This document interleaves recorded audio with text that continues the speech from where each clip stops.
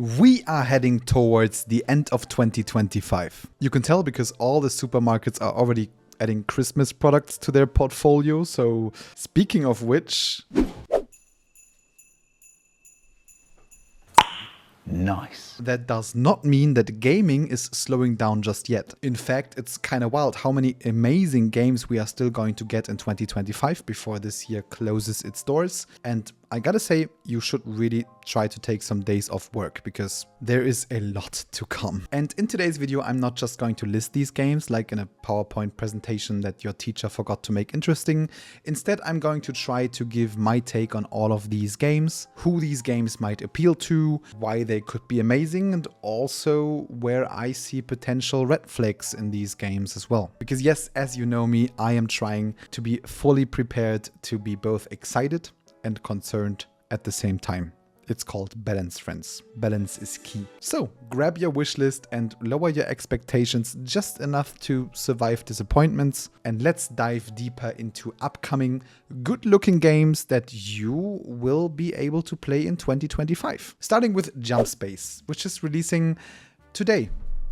If you're looking for a great sci-fi co-op game for up to 4 players without the stress of PvP, meta or anything, this might be the game for you, and it will be releasing right now just as this video comes out. In this game, you and your friends control, upgrade and maintain a spaceship together, embarking on missions, unlocking and upgrading new ships and modules, fighting against other ships, but also actually leaving the ship with your jetpacks to experience thrilling first-person shooter action. And from what the devs have shown so far, the game looks like a ton of fun. And some creators that got to play the game early already mentioned that the game felt amazing. So if you are into sci-fi games and you are looking for a fun co-op game to play with up to 4 friends, this might, up to 3 friends, so you are a team of 4.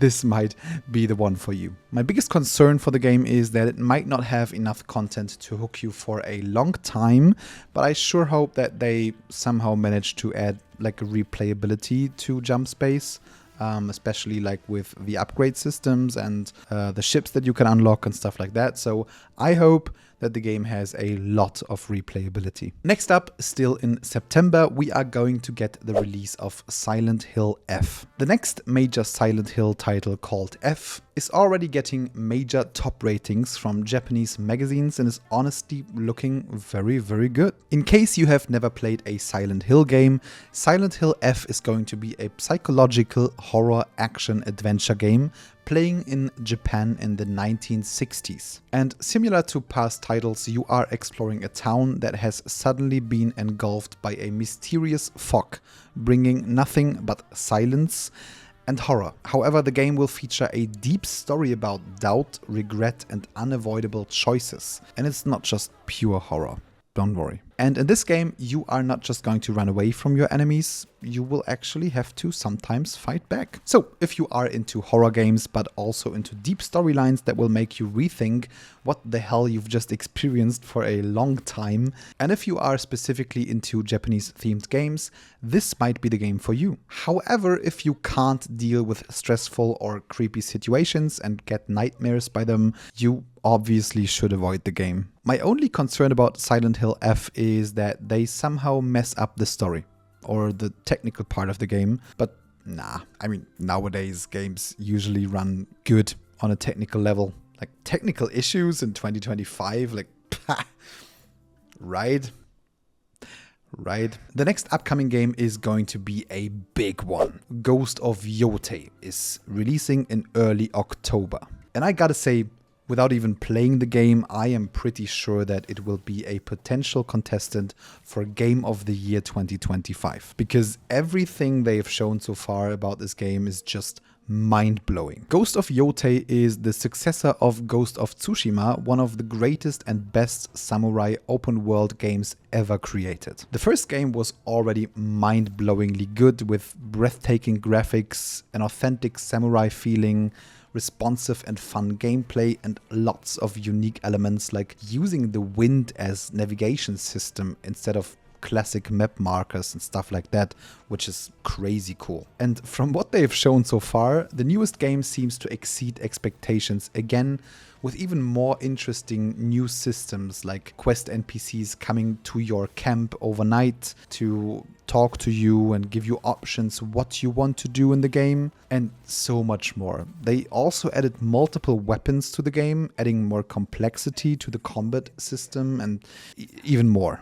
In Ghost of Yotei, you are playing Atsu, taking over the role of a fearless ghost samurai, hunting down the clan that murdered her family to take revenge. And I gotta say, if they don't mess this game up, it's probably going to be a must play. And it's especially good if you like samurai games and Japanese history and open world exploration games with a decelerating aura. Unfortunately, the game will only release on PS5 for now, but Ghost of Tsushima came to PC later, so I do hope that they will also bring this game to PC at a later point. My biggest concern about the game is that it looks too good, which means it will probably take up a lot of space on the PS5 and also eventually might have some issues with the frame rate. My second concern was the missing multiplayer feature, but lucky for me, they have announced that the Legends mode, which is their multiplayer feature, will be added to the game in 2026. The next game that will just release one day later is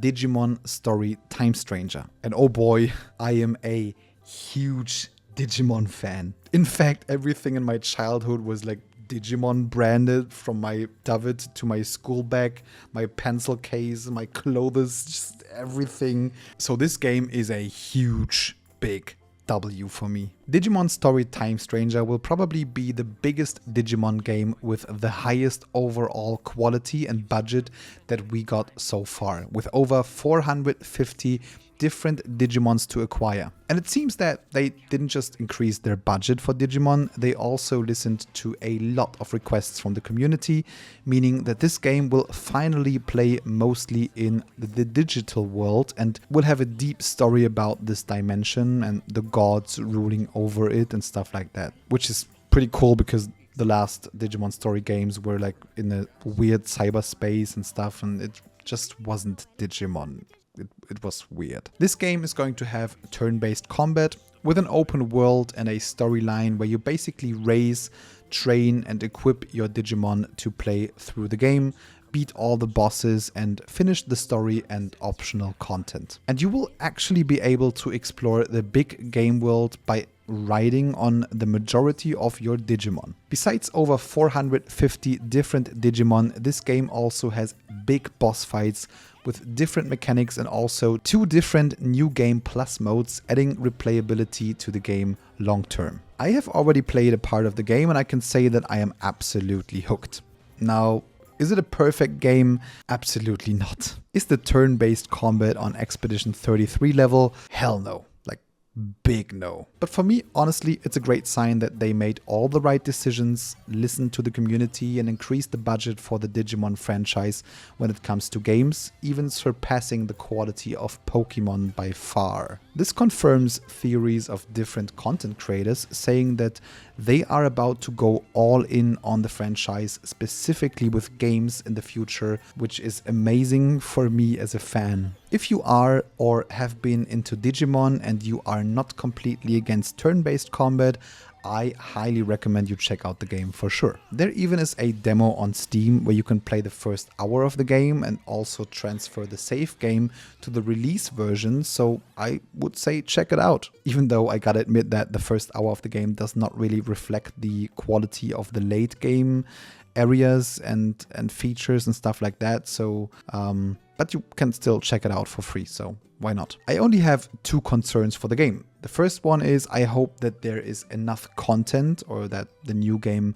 plus mode is challenging enough and adding new features and new content to the game to keep players around, so there's no need to go back to the older games. And second, unfortunately, they decided to take out PvP in this game, which was the true end game of the last Digimon story games, to be honest. However, I have to admit that with over 450 different Digimon, it's hard to balance. So I kind of understand that and I have to accept that, I guess. The next game, just a few days later, will be Kingmakers. Now, have you ever had the wish to fight against knights in historical medieval wars and to dominate your enemies with strategy and experience and maybe by also using a shotgun and an Apache helicopter? Well, Kingmakers might exactly be a game for you. Kingmakers is a strategy action RTS game where you are transported to the past to participate in medieval wars with the help of tools from the future. I mean, why should you ride a single horse if you can also ride 200 horses and just run enemies over with? The interesting part is that this game is playable both in action mode but also in RTS mode from the top-down perspective, adding more depth to the gameplay and conquer mechanics and the whole strategy of the game. And to top things off, there even seems to be co-op as well, which is a W for me. Honestly, this game could be insanely fun or insanely bad. It's hard to tell, but it sure looks like a lot of fun for a while. However, I hope that it will have a reasonable pricing. Now, if the concept of the game, combining action and RTS, sounds fun to you,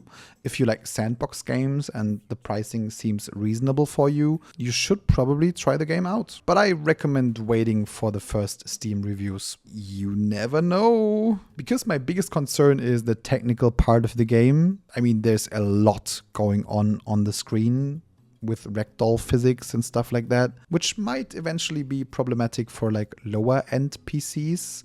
It's hard to tell if the game will run well on a technical aspect, but I sure hope it does. Next up, we are going to get Blue Protocol Star Resonance just one day later. Now, this is the first MMO on this list. Have you ever had the wish to be like Kirito or Asuna? Well, now this is your chance. Because Blue Protocol Star Resonance is a anime-styled open-world MMORPG with action combat focusing on the PvE aspect entirely. In case you've missed the backstory, this game was already supposed to release last year.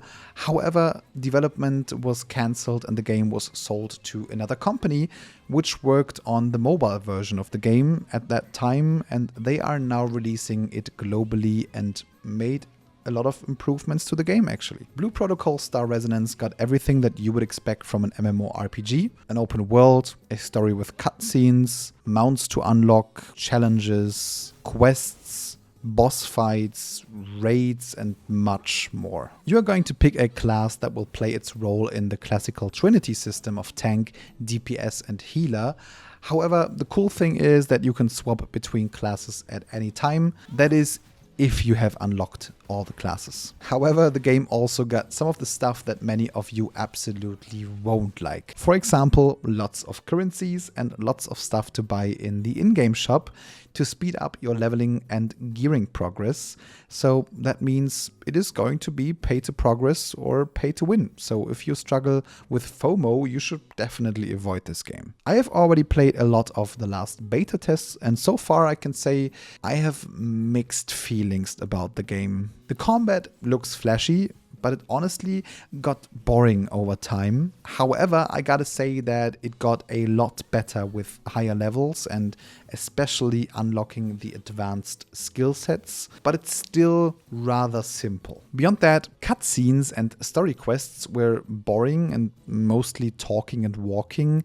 However, the fun part was the exploration and sniping world boss spawns, fighting these bosses together with other players to eventually unlock their spirit skills and to use them in battle. I also gotta say that raids were a lot of fun with lots of raid typical mechanics and the importance of the Trinity system. However, I'm also turned off by the whole pay to progress aspect and the fact that most of the cosmetics will be locked behind a paywall and even a gacha system.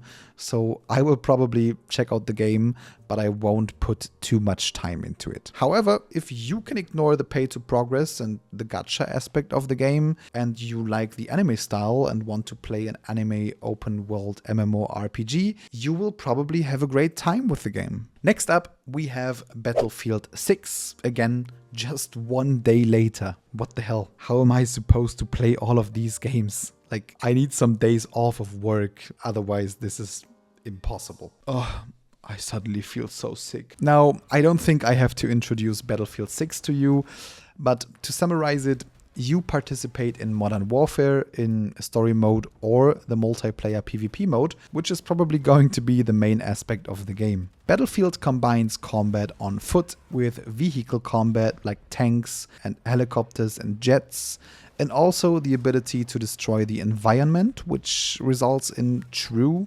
cinema-worthy situations in multiplayer matches. The last beta test was received very well and everyone said, welcome back Battlefield. Because I also gotta admit that this game finally feels like Battlefield 3 did back then, which was the greatest game of the whole series, and I think that everyone agrees with that. Battlefield 6 will bring back some of the greatest maps of Battlefield 3 as well, and on top of that it's even coming with a Battle Royale mode as well, so even more content. Now, honestly, if you are into FPS games, I assume that Battlefield 6 will be one of the best releases of 2025 and you should absolutely get it. However, I don't recommend to pre-order the game just now because, well, Electronic Arts. We never know if there isn't any unpleasant surprise on release that drastically changes the whole game to be even worse. Never pre-order. Just take your time, wait for the first final reviews and then get the game. Better safe than sorry. But before we move on, just a quick note. The YouTube algorithm is treating gaming channels very badly at the moment, so if you want to support me, consider liking the video, subscribing to my channel, and also activating the notifications. By the way, a comment also greatly boosts the video, so thank you very much for the support. Next up, we have Fellowship, releasing just 6 days later. Now, imagine the following situation. You are old.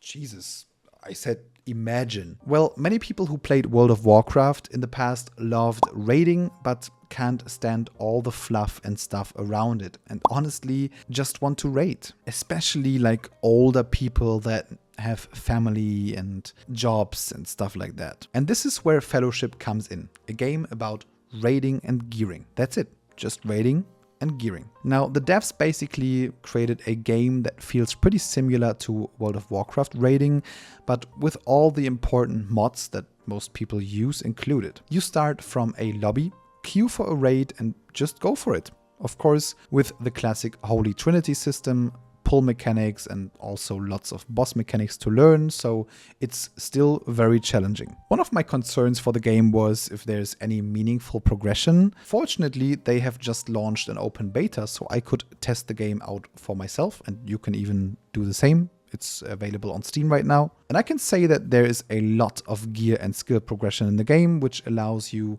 to queue for harder raids over time and increase the complexity of your class, so progression is definitely there. And so far playing the game was a lot of fun. I really liked it and it felt good not to be the inexperienced player because the game's been out for 20 years. And the game seems to be received quite well because I sat in the lock-in queue for 1 hour. Straight up 1 hour on a beta. There are only 2 things that I don't like about the game so far. The first one is that classes are gender locked and that there is no customization of the character itself, like face or hairstyle or stuff like that, because you basically play pre-named characters. You can compare that to like champions in League of Legends. Another thing that I don't like about the game is that your gear is not visible. You will just have to buy skins and equip them to change the appearance of your character, which will potentially be locked behind a paywall. But we will see about that. But if you are into raiding with your friends and don't want the whole 360-degree MMORPG experience and also not pay for a subscription, this game might be perfect for you. Next up, we have Ninja Gaiden 4, again releasing just 5 days later. And oh boy, I love what I have seen so far. This game looks amazing, and if you are a sucker for action combat that feels good, looks good, and allows for a lot of combos, but also has a high skill ceiling, this game is probably for you. Ninja Gaiden 4 is the newest entry to the hack and slash series of games with quick and flashy battles against multiple enemies and strong bosses, combining lots of different mechanics like fluent movement, directional parries, ninjutsu, and way more to, well, hack and slash your way through the game. And I gotta say, the first reviews are mostly positive about the game, and especially how the combat feels, saying that the combat quality and feedback seems to be on a very high, solid level. It is hard for me to mention any concerns because I haven't seen anything besides the trailer and gameplay material so far that the publishers have shared. But if I had to mention something, I'd probably say that I'm afraid of the technical side of the game and eventually the fact that the difficulty might be too high for some casual players. But if you are into fast, snappy combat with combo potential and a high skill ceiling, you should definitely keep an eye on this game. Another game that will release on the same day is Vampire the Masquerade Bloodlines 2. This game is going to be an open world first-person action story vampire game with lots of decisions to make and vampires to meet. You are going to fight against or together with different vampire clans that are on the threshold of war, because tensions are high between all the different clans of vampires and also the humans. The game is specifically trying to offer you lots of decisions, allowing you to either rank up in the vampire society and specifically in a single vampire clan, which means you can basically join one of the vampire clans and learn their techniques, fighting on their side, increasing their influence, or you could also rebel against the vampire society and its goals. And from what's been shown so far, the game looks very good and very promising, and there is a lot to explore. There has been a huge backlash recently because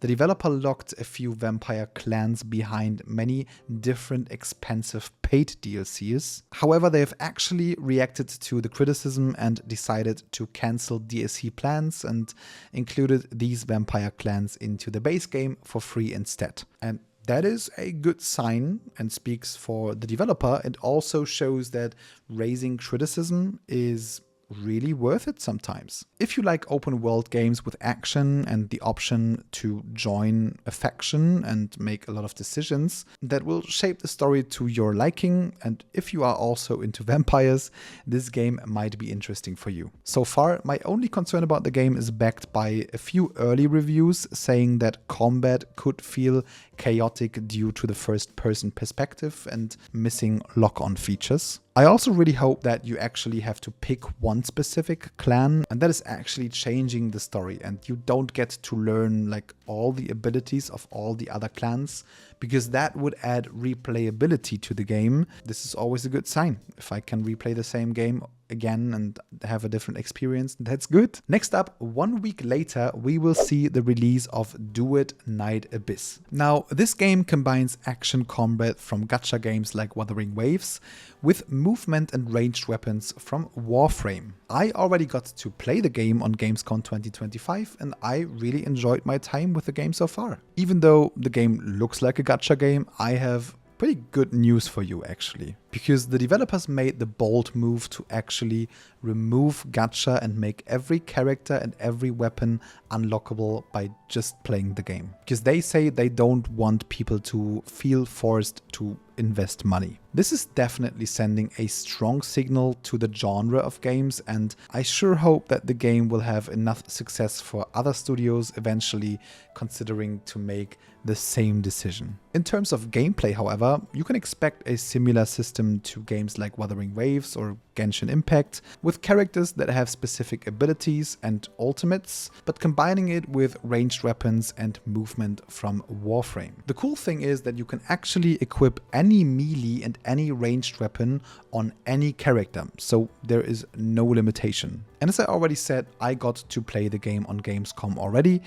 My main problem is that you don't have a weapon or character swap mid-battle, and you have to do any swaps over the menu. Due to the fact that you only have a few abilities and normal attacks, combat can become boring quickly if there is no weapon or character swapping. And this problem could easily be solved by just allowing to switch between two different preset characters or weapon sets, but so far this is not the case, which means that I got bored quickly and always changed my character and weapon over the menu, which is unnecessary if there's like a Switch system. Now, if you like Wuthering Waves or Warframe, or even both, and you are sick of gacha games, you should definitely give this game a try. 2 days later, we are going to see the release of Arc Raiders. Arc Raiders is going to be a multiplayer PvPvE extraction game playing in a futuristic post-apocalyptic scenario where a mysterious technological entity named Arc took over the planet. In this game, you are trying to build a living in the underworld, and you basically travel to the surface to loot and find goods to get back into the safe underground. While doing so, you will eventually face machines and also other raiders, which means other players, to fight against, which is basically classic extraction game, honestly. However, the game has seen a beta test already, and the footage actually looked amazing and really unique. Because the machines were like really tough and intimidating and honestly better to avoid, and PvP fights were intense, and the whole look and feel of the game, having a sort of steampunkish look, just felt really solid. It's hard to explain. I'd just rather recommend you to check out the clips and the footage from the beta to experience it yourself, but I think it looks very interesting. If you are into extraction games and you checked out the footage and it looks appealing to you, you should definitely keep an eye on this game. However, if you had enough of extraction games, this probably might not be the game for you. Which also brings me to my concern. There are just too many extraction games out there, and I fear that I will just lose interest in this game far too quickly. But it really depends on how good the progression is and how much content is in the game, so we will see about that on release. 1 day later, on October 31st, we are probably going to get Sword of Justice. Sword of Justice is an MMORPG in a Chinese wuxia themed world that has already been released in China and is a huge success. Actually, it is the mobile version of Justice Online, a successful Chinese MMORPG that unfortunately never made it to a global release. Now, in fact, the mobile version is far more successful, but that is not without reason, because somehow NetEase decided to remove pay-to-win from the mobile version, even calling it the anti-pay-to-win MMORPG, also improving on all of the other monetization elements. And that's not even it. Sword of Justice actually has the same, if not even a better quality of gameplay compared to the PC version called Justice Online. These are the reasons why most players switched from the PC version to the mobile version, which is Sword of Justice. And now this is one of the most successful games in China right now, with over 40 million players. And for the global version, NetEase also created a PC client with improved graphics and PC-tailored controls and UIs. The game itself is a wuxia MMORPG with action combat, different schools representing the classes in the game, lots of PvE and PvP modes, and also a huge focus on social features. And they have also added a special element into the game that allows you to interact with AI NPCs, which will not just remember you and the dialogues that they had with you, they can even join you in dungeons, which allows you to run dungeons by yourself without having to play with other players, and you can play with AI companions instead. However, you have to keep in mind that this game still looks like a mobile game, especially in terms of camera and gameplay. So you will not be able to ignore the fact that the game has been created for mobile first, even though they added a PC client. My concerns about the game are that it might heavily feel like a mobile game, and also that the marketing just won't be enough for the game to succeed in the West. 13 days later, on November 13th, we are going to get Anno 117 Pax Romana. Pax Romana. The newest entry into the Anno series plays in the time frame of the Roman Empire, allowing you to play from two different perspectives at the same time, Latium and Albion. Typical to Anno, you will build a city and a society, production chains, supply routes, and ultimately trade with other factions or even fight against them for territory. And when it comes to fighting, most Anno games had naval combat or even no combat at all. This title will actually bring a full RTS combat system similar to Total War or Age of Empires, with real-time sieges and much more. Another huge change that comes with the game is curved streets. Yes, you've heard correctly. Curved streets. Finally! I don't really have any concerns about the game. I have played it on Gamescom and it felt like Anno is supposed to feel. Honestly, just a little bit better. If you are into RTS games, city builders, or just specifically into Anno, this game is definitely a no-brainer. But as always, I recommend waiting for the full reviews and not pre-ordering. Just be safe, you know? One day later, we are going to get the one and only game you absolutely knew it will be in this list, Where Winds Meet. Yes, we finally have a release date on 14th of November 2025. Now, I've already made 3 videos on the game, so if you want to have a full breakdown of the game and specifically the MMO mode, I recommend you check out my latest video. I will link it in the corner of this video right now. However, let me quickly summarize what you can expect from the game. Where Winds Meet will be a hybrid MMO in a Chinese-themed wuxia world, and it combines an open, breathing world with lots of NPCs, with hundreds of hours of exploration, with a story, action combat similar to Sekiro, and also an MMO mode with PvE, PvP, and social elements. So basically, you have 2 versions of the game world.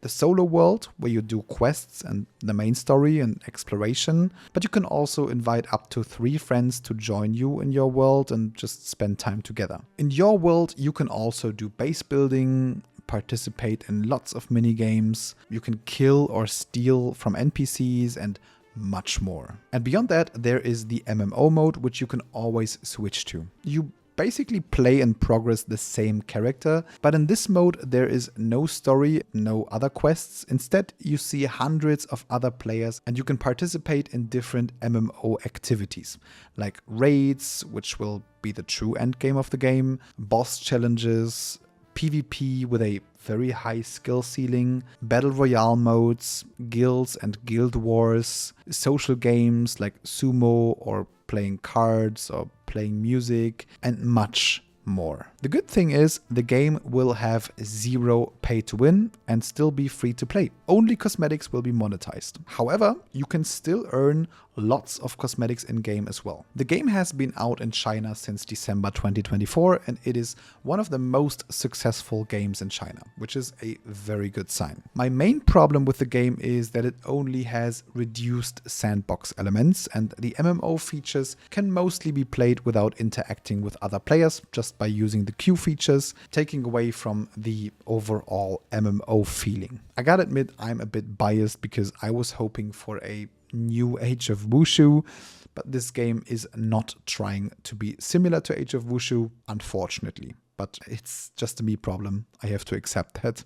I'm still trying. I'm still learning. I am in therapy, actually. However, I gotta say, Where Winds Meet is still my most anticipated release of 2025, and I can't wait to get my hands on this game. I can just recommend you check out my other videos on Where Winds Meet, because I took a lot of time to actually explain the whole game to you. So it helps you make a decision if you want to wishlist the game or not. On December 4th, we will see the release of Octopath Traveler 0. And I gotta say, I have played the last game, Octopath Traveler 2, which is why I'm actually really hyped about this one. You can expect a pretty deep JRPG in a 2.5D pixel style with fully voiced dialogues and high quality skill animations. Also, if the game follows the same formula from its previous titles, the class and the skill system will be very complex and the OST of the game will go hard. In this game, you basically build your own town and also your own party of up to 8 characters, 4 of them actively participating in combat at the same time. Another thing that is different to the titles before is the fact that you can create your own main character.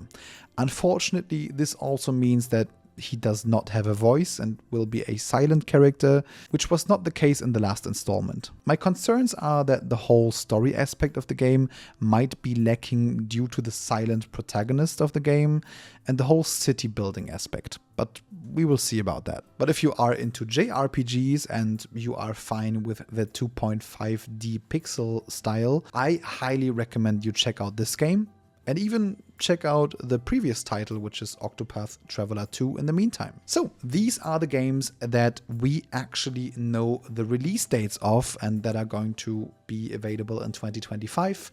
But there are a couple more titles that are announced to release in 2025, but we don't know the exact date. First up, we have Mistfall Hunter. This is a medieval fantasy extraction game in a dark Nordic setting with combat that reminds more of action Souls games. And I gotta admit that I have played the recent beta and I had a blast so far. It is really enjoyable and well made. Most other fantasy extraction games lost my interest pretty quickly, but I actually went back to play the beta of this game over and over again because I really enjoy the game and especially the PvP encounters and how the classes feel. You can actually still sign up for the beta on Steam, and I really recommend you do that to just check out the game for yourself. My main concern is that the current combat can be janky at times, like not really connecting properly, but it's just at specific moments or combos. So I really hope that they improve on that